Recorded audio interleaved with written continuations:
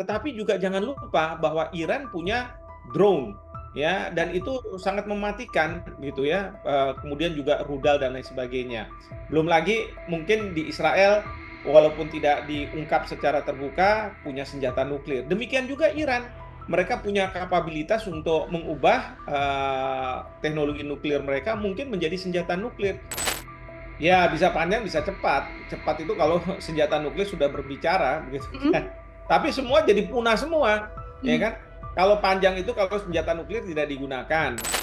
Menurut saya ada satu negara yang sangat netral dan netralitasnya itu dijamin, yaitu Indonesia. Karena apa? Politik luar negeri kita adalah bebas aktif. Kita nggak akan memihak kok. Kita Mm. juga nggak akan membenarkan tindakan yang dilakukan oleh Iran. Kita juga nggak mau membenarkan tindakan yang dilakukan oleh Israel ataupun Amerika Serikat. Program Tribun Sound Focus Tribuners membersamai Anda hari ini bersama dengan saya Nila Irda. Tribuners, Iran baru saja menghujani Israel dengan ratusan drone dan rudal mereka yang mana digadang berpotensi bisa menghadirkan perang besar. Peluncuran rudal dan drone ini sebagai balas dendam yang dilakukan Iran seusai Israel pada 1 April lalu menyerang konsulat Iran di wilayah Damaskus. Lantas, serangan Iran ke Israel ini apakah kemudian bisa berpotensi menimbulkan perang berkepanjangan yang juga melibatkan negara-negara lain? Saya akan membahasnya. Tribunar sudah tersambung melalui Zoom bersama dengan saya. Ada pakar sekaligus guru besar Hukum Internasional Universitas Indonesia, Prof. Hikmahanto Juwana sudah tersambung melalui Zoom bersama dengan saya. Prof. Hikmah, terima kasih banyak sudah bergabung. Apa kabar, Prof? Baik, Nila, sehat, Alhamdulillah. Maaf lahir batin ya. Maaf lahir batin, terima kasih sekali Prof. Hikmah menyempatkan waktunya berbincang bersama dengan saya hari ini. Ini saya ingin membahas bagaimana kemudian konflik yang saat ini baru saja terjadi antara Iran dan juga Israel. Ingin minta pengantar dari Prof. Hikmah terlebih dahulu melihat serangan besar yang dilancarkan Iran pada akhirnya, begitu ya Prof. Ya, apakah ini sudah menjadi langkah yang tepat untuk menjadi balas dendam dari Iran, Prof? Jadi pertama ya, kita harus pahami bahwa serangan Iran ini tidak terlepas dari serangan Israel ke Gaza. Ya. Memang Israel pada waktu itu mengatakan bahwa mereka menyerang Gaza, sebenarnya menyerang Hamas. Karena Hamas bertanggung jawab menurut Israel terhadap serangan pada tanggal 7 Oktober tahun kemarin. Nah, dalam konteks seperti itu, Israel terus melakukan serangan ke Gaza yang sebenarnya tidak hanya menyasar Hamas, tetapi juga rakyat sipil. Bahkan menurut suatu laporan itu sudah hampir 40.000 orang yang tewas karena serangan dari Israel. Nah, berbagai upaya dari masyarakat internasional sudah dilakukan. Hmm. Pergi ke Perserikatan Bangsa-Bangsa, bahkan terakhir adalah Dewan Keamanan PBB sudah meminta Israel untuk melakukan gencatan senjata selama bulan suci Ramadan. Nah, ketika itu Amerika Serikat yang punya hak veto tidak melakukan vetonya, tapi dia abstain. Yang biasanya mereka akan memveto selalu melindungi Israel. Ya. Nah, itu pun tidak digubris oleh Israel. Pertanyaannya, bagaimana cara untuk mengakhiri serangan ke Gaza ini yang sudah tidak proporsional lagi? Nah, dalam konteks seperti ini, Iran sebenarnya sudah ingin sejak lama turut terlibat dalam perang ini. Paling tidak, dia ingin memberikan serangan kepada Israel untuk bisa menghentikan serangan ke Gaza. Namun, Iran tidak mempunyai alas yang sah untuk bisa Hmm. melakukan serangan tersebut. Nah, barulah pada tanggal 1 April ketika konsulat Iran di Damaskus, Syria mendapat serangan yang dugaan besarnya adalah dari pihak Israel. Di sini Iran kemudian mengatakan bahwa dia tentu tidak bisa terima dan dia akan menggunakan hak bela diri dia, self defense yang diatur di dalam pasal 51 Piagam PBB. Hmm. Dan kemudian Iran sudah ke Dewan Keamanan tapi tidak ditanggapi secara serius. Oleh karena itu, menurut Iran, akhirnya pada hari Sabtu kemarin mereka melancarkan serangan dengan rudal dan drone ke arah Israel. Ini yang terus kemudian oleh Israel memang ada yang diintercept, tapi ada juga yang lolos dan mengenai instalasi-instalasi militer. Nah, kemudian setelah serangan tersebut, saya kalau tidak salah Menteri Pertahanan dari Iran mengatakan bahwa serangan ke Israel sudah dihentikan. Artinya ini merupakan upaya balasan yang dilakukan oleh Iran karena Israel menyerang konsul mereka di Syria. Nah, sudah dihentikan. Nah, respon dari Kementerian Pertahanan Israel setelah Perdana Menteri Netanyahu memimpin rapat mengatakan bahwa Israel akan menyerang kembali, Ya. ya, melakukan balasan serangan pada waktu yang tepat. Nah, yang ini yang jadi masalah nih. Waktu yang tepat ini maksudnya apa? Apakah besok, apakah lusa, apakah seminggu dari sekarang, 2 minggu, 1 bulan, 2 bulan, atau kapan? Tapi juga jangan-jangan kata-kata waktu yang tepat ini bersayap. Artinya eh, Israel mungkin saja tidak akan melakukan serangan ke Iran. Karena apa? Karena mereka mengatakan bahwa dalam posisi sekarang, setelah dunia berteriak untuk Israel menghentikan serangan, di mana Amerika Serikat juga mendapat tekanan dari dunia, Hmm. Amerika Serikat ternyata tidak berada di belakang Israel 100%. Ya, buktinya memang Presiden Joe Biden mengatakan sebelum ada serangan dari Iran, ada dugaan pada waktu itu Iran akan menyerang. Joe Biden sudah mengatakan jangan diserang. Ketika setelah terjadi serangan, Joe Biden mengatakan bahwa kami berada di belakang Israel, Amerika Serikat. Nah, tetapi tidak 100% berada di belakang Israel untuk mendukung upaya Israel menanggapi serangan dari dari Iran. Nah, oleh karena itu saya melihat bahwa ada kemungkinan bahwa Israel akan menghentikan tidak akan melakukan serangan balasan dan juga akan menghentikan serangan ke Gaza, ya. Tapi dengan catatan, kalau ternyata ini tidak dilakukan oleh Israel, tapi Israel justru akan menyerang Iran, nah disinilah akan muncul perang dengan eskalasi yang lebih besar. Karena Menteri Pertahanan dari Iran mengatakan bahwa kalau nantinya Israel akan menyerang kami, kami akan membalasnya dengan serangan yang lebih besar. Nah, Hmm. ini yang kita khawatirkan. Karena apa? Mungkin saja serangan yang lebih besar dari Iran itu akan kemudian ditanggapi atau direspon oleh bukan saja tentara Israel, tetapi Amerika Serikat. Karena Amerika Serikat, menurut Joe Biden, kalau sudah sampai dalam posisi seperti itu, Amerika Serikat akan terlibat. Nah, kalau sudah Amerika Serikat terlibat, pertanyaannya adalah apakah Iran tidak akan dapat bantuan misalnya dari Hezbollah yang ada di Lebanon, Houthi yang ada di Yemen, ya. Lalu kemudian dari pihak Amerika Serikat mungkin saja negara-negara yang ada di Jazirah Arab akan membantu Amerika Serikat seperti Yordania. Karena kemarin Yordania juga memfasilitasi eh, anti rudal dari Amerika Serikat dan Inggris untuk menghentikan serangan rudal dari Iran. Nah, ini kaitannya dengan apa sebenarnya? Kaitannya dengan sebenarnya mazhab yang ada di dalam Islam, yaitu Iran berafiliasi dengan Syiah, sementara negara-negara Arab lainnya berafiliasi dengan Sunni, sehingga mereka punya alasan untuk saling bertempur. Nah, Hmm. ini yang membahayakan. Apalagi kalau misalnya negara lain akan ikut campur di dalam peperangan ini, misalnya Rusia, mereka mungkin boleh setuju atau tidak setuju dengan Iran, tapi mereka melihat bahwa ada potensi Amerika Serikat bisa diserang oleh Rusia. Nah, maka Rusia mungkin juga terlibat. Demikian juga negara Korea Utara akan membantu Iran. Walaupun dia tidak tahu apa itu Syiah, apa itu Hamas, dan lain sebagainya. Hmm. Yang penting ada Amerika Serikat di sana, dan kemudian dia akan melakukan serangan juga ke Amerika Serikat. Dan jangan lupa, negara-negara ini punya senjata nuklir. Ini yang kemudian akan membahayakan dunia. Dunia akan memasuki Perang Dunia Ketiga. Oleh karena itu, eh, kata-kata dari Menteri Pertahanan Israel yang mengatakan bahwa serangan ini akan dibalas pada waktu yang tepat, mungkin saja ini untuk tidak kemudian menyatakan bahwa Israel menyerah. Ya, Hmm. tetapi Israel akan mereserve, ya, mencadangkan haknya untuk menyerang balik Iran, ya, dengan ketentuan bahwa dia harus perhitungkan kalkulasi benar-benar bahwa perang ini tidak akan bereskalasi menjadi perang yang sangat besar. Demikian juga Amerika Serikat.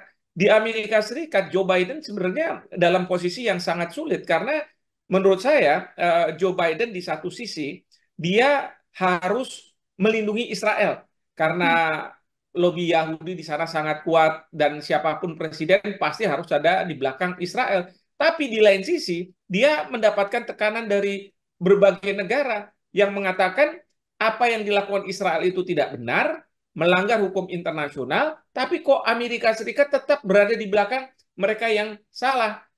Kita kan lihat misalnya Afrika Selatan mempermasalahkan Israel telah melakukan genosida di Ya. Gaza.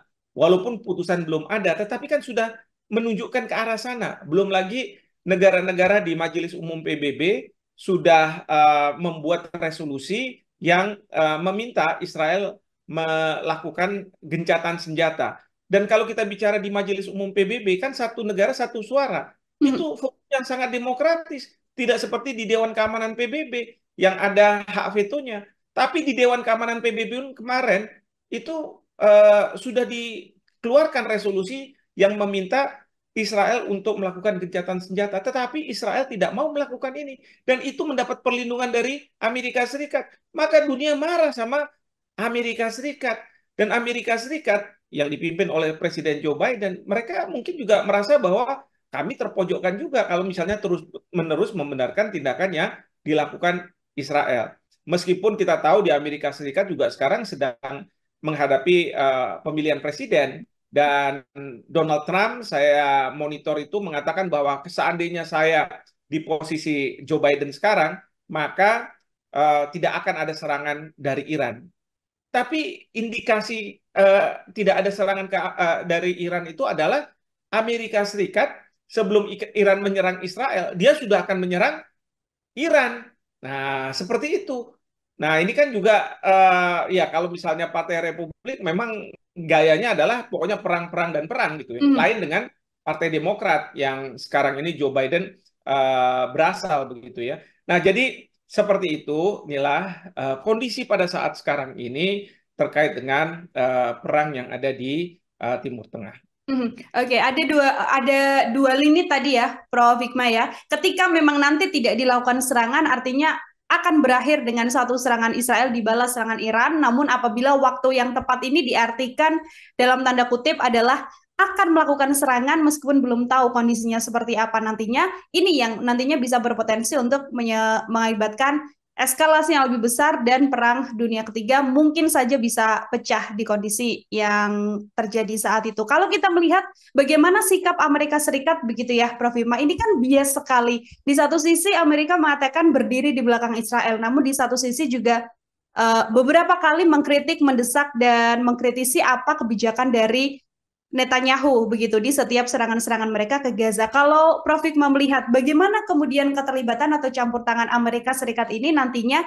justru kembali bisa mempengaruhi Israel dan melakukan serangan balasan lanjutan ke Iran nantinya, Prof.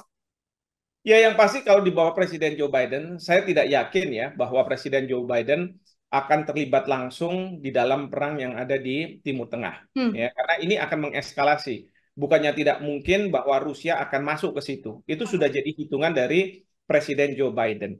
Nah, kemudian Joe Biden di dalam negeri juga harus menghadapi lobby-lobby Yahudi yang meminta bahwa presiden harus melindungi Israel Hmm. ya dalam bentuk keterlibatan dan sebagainya. Maka yang saya lihat sekarang ini kebijakan dari pemerintah Amerika Serikat ini adalah kebijakan yang mengambang ya, tidak secara tegas bahwa saya akan dalam posisi untuk melindungi Israel, tapi juga tidak tegas dalam konteks saya akan mengutamakan masalah kemanusiaan. Hmm. Begitu. Jadi itu mengambang menurut saya. Nah, dalam konteks seperti itu, saya mungkin juga mungkin salah ya, tapi saya menduga bahwa Presiden Joe Biden berserta staf mungkin merapatkan bagaimana caranya Israel menghentikan serangan sehingga eh, tidak apa namanya Amerika Serikat tidak terlalu apa larut ke dalam perang yang ada di Timur Tengah ini. Nah, Hmm.